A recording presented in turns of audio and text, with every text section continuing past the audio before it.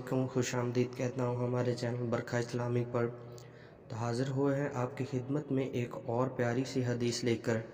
गुजारिश है कि जो बरखा इस्लामिक चैनल पे नए हैं चैनल को सब्सक्राइब कर लें।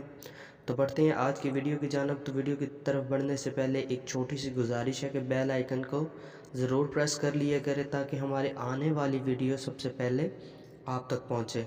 चलें तो वीडियो शुरू करते हैं।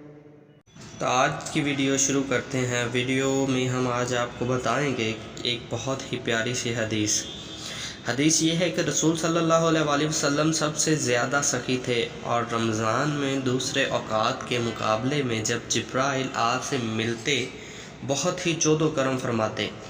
जिब्राइल रमज़ान की हर रात मोहम्मद सल्लल्लाहु अलैहि वसल्लम से मुलाकात करते और आप सल्लल्लाहु अलैहि वसल्लम के साथ कुरान का दौरा करते। गर्ज़ नबी करीम सल्लल्लाहु अलैहि वसल्लम लोगों को भलाई पहुंचाने में बारिश लाने वाली हवा से भी ज़्यादा जोदो करम फरमाते थे। तो दोस्तों, इस हदीस से ये वाज़ेह होता है कि हमारे नबी से ज़्यादा आज तक दुनिया में कोई सखी नहीं है। वो ऐसा घराना है, वो ऐसी ज़ात है जिनसे जितना मांगा जाए वो अता करते हैं। बस उसमें शर्त ये है कि अल्लाह और उसके रसूल की पैरवी।